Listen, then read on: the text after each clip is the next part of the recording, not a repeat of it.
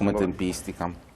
Rieccoci, primo Inter Pares, appuntamento del mercoledì, gruppo TV7, come di consueto vi ricordo siamo in diretta sulla pagina Facebook e siamo in diretta anche come trasmissione. Dennis, messaggi? Continuano ad arrivare diversi messaggi da parte dei nostri telespettatori, ne approfittiamo allora per leggerne altri 4 per fare in modo poi che siano anche spunto per la discussione in studio. Il primo messaggio: alla fine i veri discriminati saranno coloro che si dichiarano contrari alle unioni omosessuali. Si richiama un po' a quanto sosteneva l'esponente Zannini del Popolo della Famiglia. E poi il codice penale non definisce il reato di omofobia, così si entra in dittatura come Stalin istituì il reato contro il popolo per eliminare gli oppositori. Andiamo a leggere un ulteriore messaggio, una domanda per i rappresentanti di centrodestra: se siete d'accordo sul non discriminare e vi attaccate solo sul fatto che la legge già c'è, cosa vi cambia se ne viene emanata un'altra che specifica meglio la materia?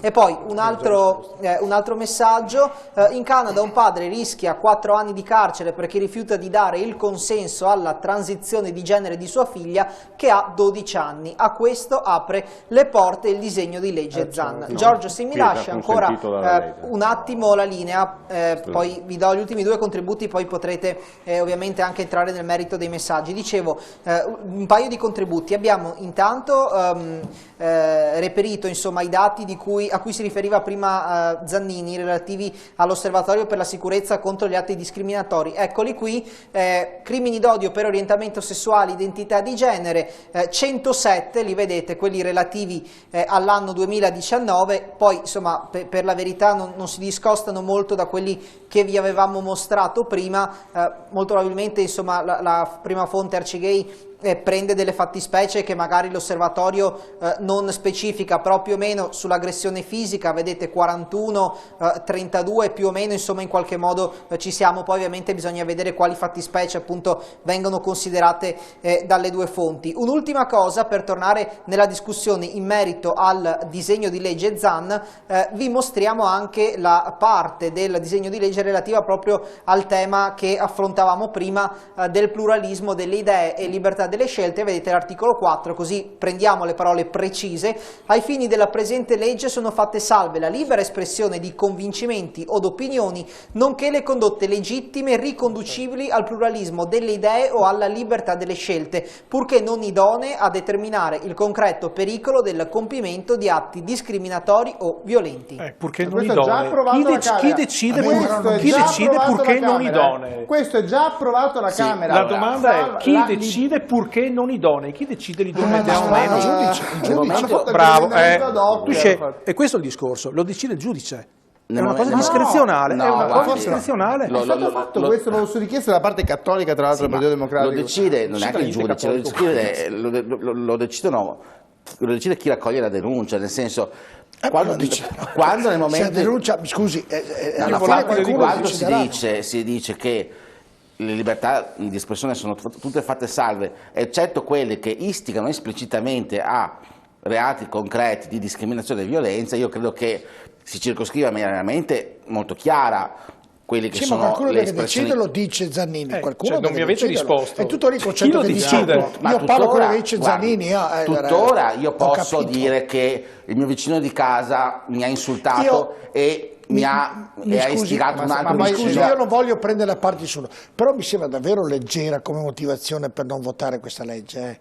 E non voglio prendere la parte di nessuno, perché la legge parla chiaro, c'è anche questo passaggio che mi reputo importante. Mi sembra, sì, non che sia alla fine del mondo, insomma, si può risolvere, non mi sembra che sia... Dipende chi si trova nella situazione, nel caso specifico. Mi sembra abbastanza leggera come motivazione. Però rischiare 6 anni di carcere per una cosa che non è ben definita non è che sia una cosa proprio simpatica. L'istigazione a compiere reati tuttora è un reato. Bravissimo, è già un reato. E mi pare che sia molto chiaro quali sono le istigazioni. Se io pubblico un post in Facebook, con tutto il rispetto, direttore, andiamo a distruggere gli studi di TV7, penso che comunque qualche conseguenza ce l'avrò. Così come se io pubblico un post andiamo a picchiare 4 gay assolutamente. Siamo d'accordo, stiamo parlando. Quindi non è un'idea quella, non è un'idea. Fermo, la questione è qual è? Se io vado a esprimere, torno all'esempio di prima perché quello forse più non mi ci avevamo già lavorato un po'. Se io vado a dire che secondo me una coppia omogenitoriale non può avere un figlio proprio per forza di cose, perché la natura è questa, e allora devo andare a utilizzare delle tecniche, come dire, il l'utero in affitto, per poter soddisfare questo desiderio di genitorialità, uno potrebbe dirmi, ma tu sei omofobo. Perché mi vieni a dire questo? Ma non verrà e in mai questo punito la legge, e in questo caso potrei essere denunciato e rischiare il carcere. Se non scritto l'articolo 4, basta scritto l'articolo 4.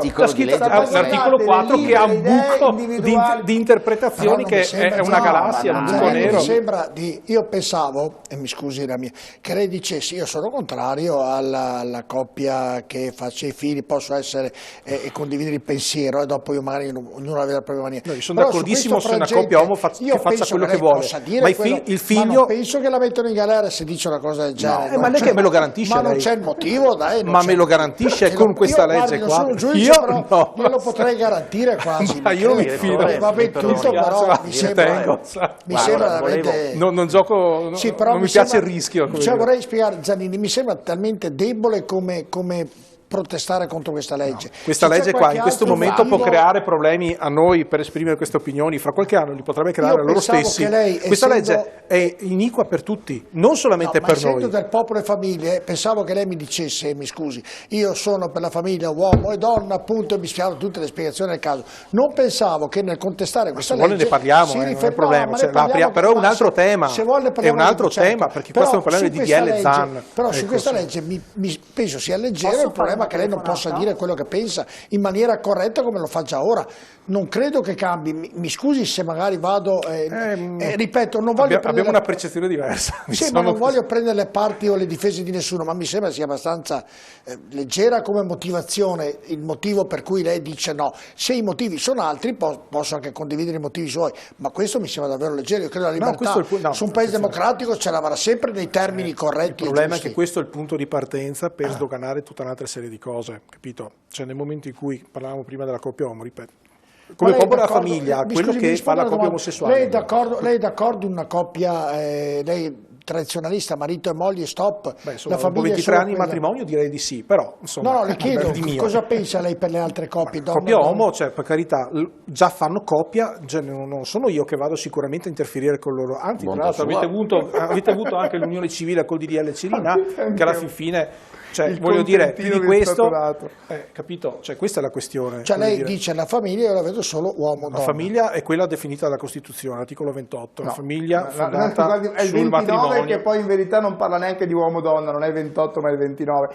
che dice società naturale fondata sul matrimonio, ma non parla di matrimonio uomo-donna. Voi continuate a utilizzare questa scusa dell'articolo 29 che non sta scritto da nessuna parte uomo-donna. Basta per il numero, abbiate pazienza, ma voglio dire, sono le 11 della sera. I passi 29 non parla di uomo-donna del matrimonio, non parla di uomo-donna. Al di là di quello, il discorso dell'unione civile è una cosa che è stata aperta e chiusa, nel senso che è stata creata la legge Cirinà, non eravamo d'accordo, è passata. Ho una telefonata, sentiamo che abbiamo in linea. Pronto, buonasera, con chi parliamo e da dove?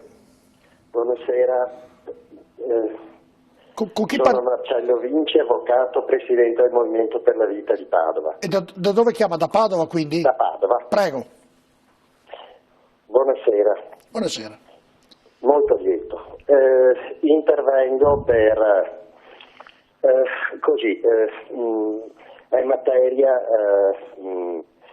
che va trattata con delicatezza, con pacatezza, ma sulla quale vanno poste alcune questioni e va posto l'accento sul rilievo che può avere una normativa del genere. Anticipo subito, sono Presidente del Movimento per la Vita e quindi ho un indirizzo ben preciso. Evidentemente mi schiero dalla parte di quello che hanno detto e sostenuto i rappresentanti del Popolo della Famiglia e il consigliere Borò. Faccio la professione da tantissimi anni, 37, pratica compresa. Allora, la normativa c'è, esiste sia sul piano del codice penale sia per quanto concerne la legge Mancino. Il perché questa legge? Ma è stato detto e ho anche in qualche modo apprezzato la trasparenza delle persone fautrici di questa normativa. Quello di spingere culturalmente a un quid pluris. Faccio un esempio concreto. C'è l'articolo 29 della Costituzione che afferma che la famiglia è società naturale fondata sul matrimonio. Va bene? Naturale, quindi quella di un uomo e di una donna che procreano. No, questa è una sua interpretazione personale, perché sicuramente in epoca post-fascista non pensavano a queste... Vorrei parlare, vorrei finire il mio pensiero. Non dica cose che non esistono. Poi rispondete, se chiedo gentilmente al Presidente... Però non si sente. Parlare con una persona che mi ha detto... Scusi, è riuscito a far cadere anche un attimo di... Si fermi... anche al dottor Morile di farmi parlare. La lascio parlare, aspetti un attimo, le sto dicendo, siccome non mi hanno detto in studio che non si sente benissimo, chiedo alla regia se possono alzare l'audio, la faccio parlare, ci mancherebbe, era solo un dato tecnico che davo al regista e ai registi della trasmissione. Grazie, prego, può continuare, spero sia breve perché poi avrà le risposte in causa, prego. Certo. Parlando l'altro giorno con una persona mi dice famiglia, ma quale famiglia? Oggi la famiglia è un concetto fluido, è un concetto liquido, c'è la famiglia arcobaleno, c'è la famiglia gay, c'è la famiglia allargata, eccetera, eccetera. È verissimo, e vi parlo una persona, ma non sto mostrando stellette che non ho o medaglie che non ho. Io ho insegnato per tanti anni, seppur a contratto, metodologia giuridica all'università e teoria dell'argomentazione. Ha ragione perfettamente un argomento che è emerso. È un problema di interpretazione e discrezionalità del giudice. Chi vi parla, per esempio, favorevole alle unioni civili, contrarissimo alla stepchild adoption. Ora, cosa ha detto? Non ho capito. Tra l'altro all'epoca in diretta l'elaborazione parlamentare. Fermo, fermo, spieghi meglio. Finisco subito. Scusi. Riga sopra c'è scritto. Fermo un attimo, non ricordo più il nome.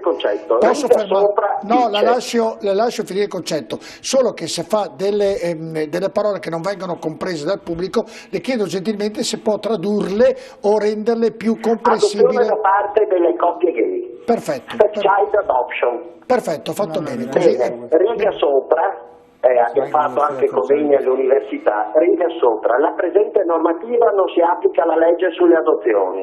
Bene. Stava saltando il governo, riga sotto, con un tecnicismo che fa persino sorridere, resta fermo quanto consentito dalle norme vigenti in materia di adozione. Se non fosse stata aggiunta questa frase completamente tecnica, i giudici avrebbero avuto le mani legate e non avrebbero potuto dar corso all'adozione, mentre in questo caso, con il richiamo all'articolo 44 lettera D della legge sull'adozione, questo sia un tecnicismo, siamo arrivati a tutti i casi che conosciamo di stepchild adoption. Quindi? Ripeto il concetto, è un problema. Se questa normativa fosse necessaria, indispensabile, vi parla uno che è contrarissimo alla omofobia, ci mancherebbe altro, la xenofobia, ma diamo la pena, il massimo della pena a chi aggredisce per strada omosessuali o a chi ha atteggiamenti violenti nei confronti dei diversi orientamenti sessuali. Il problema è un altro, che paradossalmente, come dicevano giustamente il rappresentante del popolo della famiglia, ma ci sono tante, una linea difforme passa al vaglio del giudice. Allora, immaginiamo che i signori presenti mi denuncino perché io ho detto che sono per la famiglia naturale fondata sul matrimonio, quindi famiglia, non unione civile, famiglia. Uno che mi dice sono contrario alla stepchild adoption, adozione, perché si passa evidentemente per la fecondazione eterologa e per l'utero in affitto. Ma mi scusi, non credo sia questo. Una denuncia. Ma non credo che prenda la denuncia. Con potere di interpretazione e discrezionalità dire c'è un'ultima domanda e ho veramente finito e la faccio ai signori. Se è vero che c'è un articolo 21 della Costituzione, perché quella specificazione dell'articolo 4 del decreto del progetto di legge Zan? Proprio per rassicurare le persone come voi, proprio per rassicurare le persone come voi. Leggi che mi disciplina la libertà di pensiero. È stato chiaro. Se vuole rimanere un attimo la risposta... È una legge che è molto orientata e che può effettivamente creare una disparità. Vi ringrazio, chiedo scusa. No, nessun problema, ha fatto bene. Adesso riceverà ovviamente le risposte. Io credo che non prenderà la sua denuncia, però prego Rugin, prego anche... Sì, no, io volevo rileggere proprio in 3 secondi l'articolo 29 della Costituzione, perché si dicono tante di quelle falsità. La Repubblica riconosce i diritti della famiglia come società naturale fondata sul matrimonio. Il naturale è un aggettivo legato a società, non a famiglia, perché si veniva dal fascismo, dove il fascismo decideva come doveva essere strutturata la famiglia. Se ci ricordiamo, c'erano i Balilla, c'era una famiglia molto strutturata dove lo Stato entrava molto pesantemente dentro la famiglia. Quindi la Costituzione, i padri costituenti hanno detto la società naturale, quindi quella famiglia dove all'interno di quella società naturale si costituiscono i rapporti in maniera naturale. Sicuramente non avevano, non pensavano ai gay, ma è una sua interpretazione. È una sua interpretazione. Ma secondo lei i padri costituenti del 47 pensavano ai matrimoni gay? È sempre secondo me, ma secondo i padri costituenti ovviamente la pensavo in un'altra maniera. Questo che lei ci ha spiegato è il suo modo di pensare, ma non è trascritto.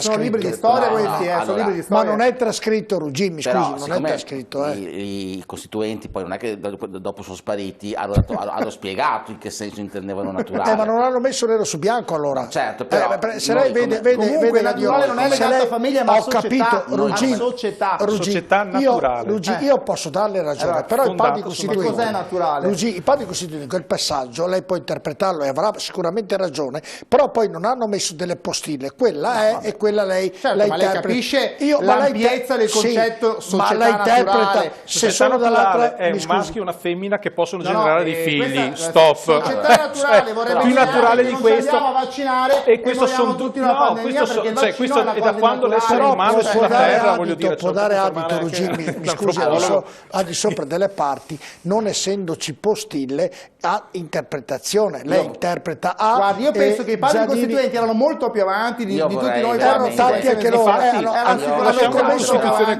commesso qualche errore anche loro. Vabbè, io vorrei andare un po' oltre. Mi scusi una cosa, allora guarda, prima si parlava anche sul fatto della non utilità dell'integrazione di questi emendamenti ad una legge già esistente, ma la legge Mancino, così come è stata formulata, ha delle inesattezze scientifiche.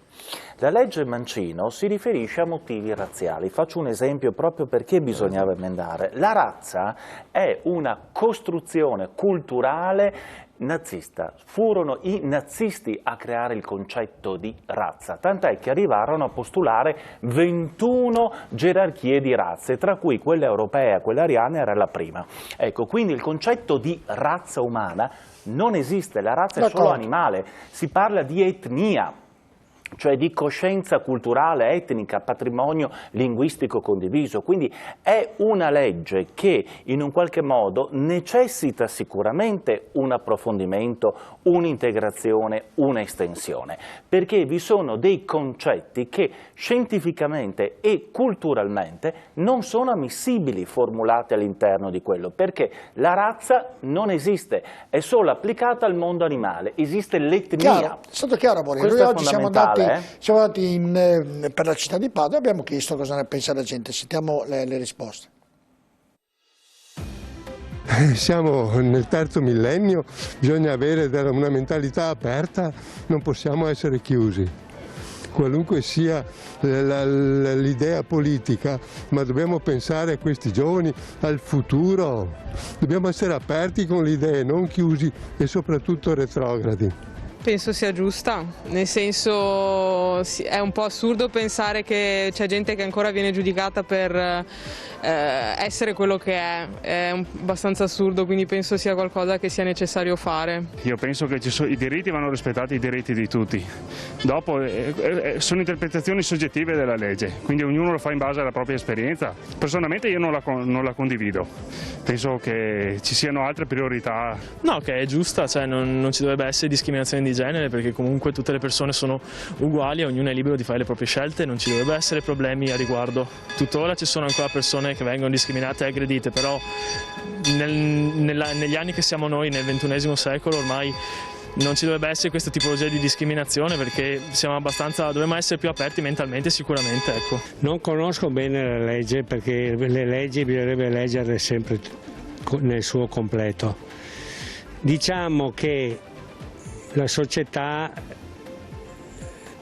multirazziale, multietnica, multi di tutto deve guardare sempre avanti, non guardare indietro. Il tempo del Medioevo è finito. Deve essere tutto approvato, perché l'uomo è uguale in tutti i sensi, non c'è nessuno di migliore e nessuno di peggiore. Mi sembra tutto talmente chiaro, dal mio punto di vista non c'è neanche bisogno di argomentare, sì, è giusta, sono favorevole. Sì, non penso che sia giusto essere discriminati sia attraverso le proprie preferenze, che siano sessuali o comunque per come si è. Penso che sia ingiusto e sia un'altra forma di razzismo. A prescindere se si parla di diritti, una legge va approvata, perché insomma tutti hanno diritto ai diritti. Sì, poi nello specifico non so che tipo di ostruzioni sta trovando, so che se ne è parlato tanto, io per scelta non me ne sono informata, però anzi io poi sono molto aperta alla comunità, insomma, LGBT come tutte le altre minoranze, quindi secondo me ancora di più, sì. Ho firmato la petizione per l'approvazione della legge e sì, sono perfettamente d'accordo che sia giusto punire, insomma, le aggressioni motivate dall'omofobia o la transfobia, quindi sì, cioè, è sbagliato non approvarla. Ne abbiamo fatto delle altre, Giannini, più o meno hanno tutte su questa falsariga, mi creda, perché il pensiero della gente è un pensiero comune a tutti dicono ma sì, passiamo, non c'è niente di male, insomma, nel far passare una cosa che non permetta violenza. Mi sembra talmente naturale come concetto che mi trovo un po' in difficoltà a capire il diverso, l'opposto. Se il motivo, la motivazione è completa o complessa, magari potrei anche rivedermi, però nel concetto semplice e naturale mi sembra sia una cosa davvero, diceva prima Fabrizio Moroni, insomma, che la violenza già c'è, ma sì, più o meno la mettiamo in legge, non vedo questa grande ostruzionismo. Ho già espresso prima la mia posizione, la posizione proprio della famiglia, non in quanto partito, ma quanto proprio sul significato di questa legge. Questa legge qua è inutile, perché tutte quelle che sono le protezioni, le tutele contro chi compie questo tipo di reati già ci sono. Torniamo, è il cane che si morde la coda, questo qui. Per carità, avete sentito un campione di persone, va bene, una decina di persone, vorrei dire su una città come Padova, che adesso non so quanti abitanti faccia sinceramente, 215.000 più o meno, 215, un po' meno di Venezia. La città, comunque, però tenga presente che ci sono credo non sia un campione significativo. Quotidianamente quasi 400.000 a Padova quando non c'è il Covid. Ok, no, va bene, ecco, la questione qual era? Che il numero di persone intervistate ci stanno, hanno espresso la loro opinione, va benissimo, qualcuno mi è sembrato un po' confuso, qualcuno ha ammesso di non essersi informato, per cui nel totale ci sta anche, però su numeri che sono poco significativi rispetto alla totalità, perché se io vado a sentire anche altre voci ottengo un feedback diverso. Prendiamo per buono quello che c'è adesso. Ma anche i sondaggi che oggi ci sono sulle unioni civili, poi, i matrimoni, fermo dove siete, ho l'ultima parte, vado in pubblicità, poi l'ultima parte. Rimanete con noi tra poco.